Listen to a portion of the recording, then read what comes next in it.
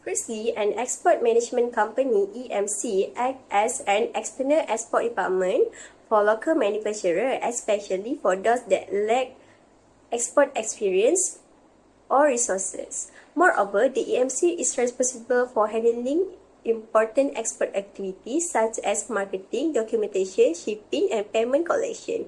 As a result, manufacturers can focus on production while the EMC efficiently manage international operations. In addition, the EMC earns a commissions for the services provided. For instance, JAS providing Malaysia is a real-world example of an EMC that helps Malaysian companies export products such as rubber gloves and electronics to various foreign markets, thereby supporting the country's global trade growth. Secondly, an export trading company (ETC) focuses on identifying foreign market needs and connecting them with local suppliers who can meet those demands. In addition, it acts as middleman or trader between international buyers and local sellers. The ETC purchases products from local producers and sells them to overseas market, earning profit from the difference between the buying and selling price. For instance, Sumitomo Corporation Japan is well-known example of an ETC that buy palm oils from Malaysia and sell it to global food companies, helping to expand international trade and market reach. Thirdly, an import or export machine is an independent trader who buys and sells goods under their own name. Unlike agents or intermediaries, this type of trader takes full ownership and business risk of the goods involved in the transactions. Moreover, the machine has full control to decide the product price, market, and brand independently. For example, IKEA is well-known import or export machine that import material and furniture from various countries and sell them worldwide under its own brand, demonstrating how machines operate globally while maintaining full responsibility and profit control. Get the business order. First of all, before starting any business, you need to get a valid order or inquiry from a buyer or seller. Next, begin by finding out which country needs your product the most. Then, reach out to foreign buyers, trade agents or export agency to promote your product. After that, obtain a letter of intent or a purchase order to confirm the buyer's interest and order details. Finally, confirm all trade terms such as payment method, delivery time, and order conditions. Pick the product to export or import. To begin with, choose a product that has high demand, gives good profit, and is easy to trade. After that, conduct a market study to understand the demand, competition, and trade rules. Moreover, check if there are any government incentive or trade tariffs that affect the product. Lastly, make sure your product meets all safety labeling and packaging rules in both countries. Source the supplier. First, identify suppliers through trade fairs on a platform like Alibaba or TradeKey or local industry association. Next, evaluate the suppliers based on price, quality, and certification such as ISO or Halal standard.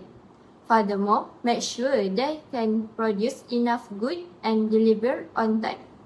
Finally, before placing a big order, test sample or do quality checks to ensure the products meet your standard. When setting the price for your export products, it's important to calculate the cost involved from production all the way to delivery. This ensures that your pricing covers all expenses and still gives you a reasonable profit margin. First, include all components such as manufacturing and purchase costs. This is the base cost of producing or buying the product from your supplier. Next, packaging and labeling. Don't forget to include the cost of materials, design, and label for proper packaging that meets export standards. Number 3, transport to port. This covers the cost of moving your goods from the factory or warehouse to the export point. Export duties and taxes. Depending on your country's regulation, there may be export tax or government charge. Shipping and insurance include the cost of shipping by sea, air or land, as well as insurance to protect your goods during transit. Customs fees.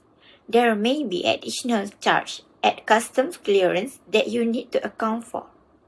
Next, you need to decide on your pricing based on econtents, which determine who is responsible for the shipping and related costs.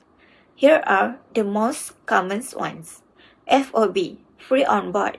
The sellers deliver the goods to the port, but the buyers pay for shipping from the point onward. CIF, cost, insurance and freight. The seller covers the cost of transport and insurance until the goods reach the destination port. EXW, ex-works.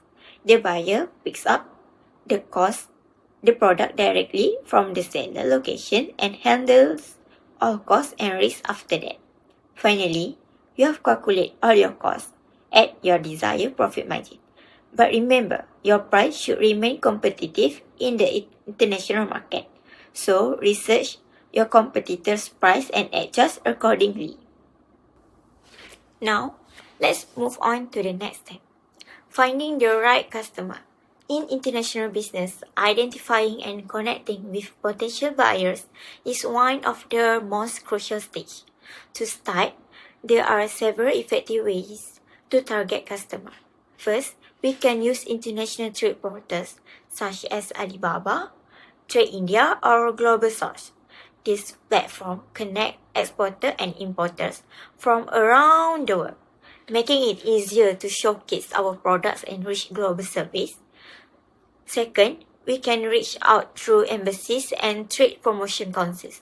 These organizations often have business directories, trade fair, and market data that help us find trustworthy international partners. Next, we can use social media marketing, especially platforms like LinkedIn and Facebook Business. These channels allow us to promote our brand, connect with industry professionals, and even target specific markets through paid advertisement or professional groups. Another powerful method is direct marketing and email campaign. By creating a professional company profile and sending personalized email, we can approach potential customers directly, showing them that what makes our product unique and reliable. However, finding customers isn't just about making sales. It's about building long-term relationships based on excellent service, consistency, and trust. When customers know they can rely on us for quality and timely delivery, they're more likely to return and recommend us to others. Lastly, before we confirm any deal, it's very important to verify customers' credibility. This helps us to avoid fraud or payment risk. We can do this by checking trade reference, reviewing credit ratings, or confirming their buyer's background to government bodies. In short, the key to success in international trade is not just finding customers. It's finding the right customers and building relationships that last. Okay, now let's look at the step get the logistics in place. Once we have found our customer, the next challenge is making sure our products reach them safely and on time. To do this, the first thing we need is reliable freight forwarding company. This company will help manage the entire shipping process, including the custom procedure, documentation, and transportation. They act as the link between us and the international shipping network. Then we have to arrange all the logistics involved in exporting. This includes organizing warehouse for storing goods before shipment and packing them according to international shipping standard to prevent any damage during transit. Next is container booking, where we reserve space or on a ship or plane depending on the delivery destination. We also need to secure marine and air freight insurance to protect our goods from loss or damage while in transit. Besides that, it's very important to prepare the export document correctly. Some of the key document includes the commercial invoice, which shows the product detail and value, the packing list describing what inside each package, the bill of lading or airway bill, which serve as proof of shipment, the certificate of origin, which confirm where the goods are product, and finally the custom declaration required for clearance at the border. Once everything is arranged, we must track the shipment closely and ensure that the delivery reach the customer on time and in good condition. In short, having the logistic well organized helps build customer trust and keeps the export process smooth and professionally. Assalamualaikum. My name is Syafa Khadijah binti Mabuk Shah. My matric number is 23 BLS 2PF 2083. Names of government agencies that supervise the handling of export and import that supporting the business opportunity.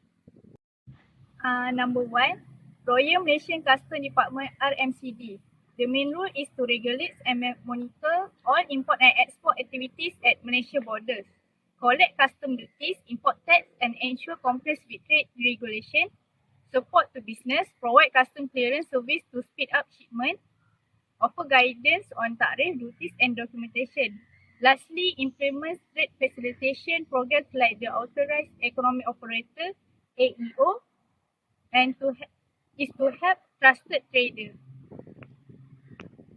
Secondly, Ministry of Investment, Trade and Industry MITI. The main role is responsible for developing and implementing trade, industry and investment policy, oversee export and import licensing and trade agreement, support to business, promote Malaysia export through the trade mission and exhibition, provide incentive and grants to exporters. Lastly is to help local business expand into international markets. Last but not least, Malaysia External Trade Development Corporation Matrix. The main role is the National Trade Promotion Agency under MITI, facilitate Malaysia export and promotes Malaysian products globally, support to business, provide market intelligence and export advisory service, organize trade fair, business matching and overseas promotion programs, offer training on export readiness and international marketing. Moving to our fourth agency, the port authorities such as the Port Klang Authority and Johor Port Authority. The main role is to regulate, manage and develop Malaysia's main seaports. They are responsible for ensuring the efficient handling, storage and shipping of all cargo. The support to business they provide is foundational for our logistics. They improve port infrastructure and logistic efficiency. This help facilitate our import and export operations by reducing congestions and delays, which ultimately enhance Malaysia's competitiveness as a regional shipping hub. Our fifth agency is the Department of Standard Malaysia or Standard Malaysia. Their main role is to oversee national standardization and accreditation activities. Critically for us, they ensure that both imported and exported goods meet all required quality and safety standards. Their support to business is what builds trust in our product. They provide product certification and testing service which helps exporters like us meet international standards and technical regulations. This is what builds global trust in Malaysia-made product. This table provides a clear summary of all 5 agencies and their role in supporting our business. First, the Royal Malaysia Customs RMCD. Their main function is customs control a tariff collection, and they support us with smooth custom clearance and compliance help. Second, MITI. Their function is trade and industry policy, and they provide support through export incentives and trade mission. Third, MATRADE. Their function is export promotion, and they support us with market intelligence, training, and organizing trade fairs. Fourth, the Port Authority. Their main function is port management, and their support in efficient cargo handling and logistics. And finally, Standard Malaysia. Their function in quality and safety regulation, and they support us with certification and building product credibility.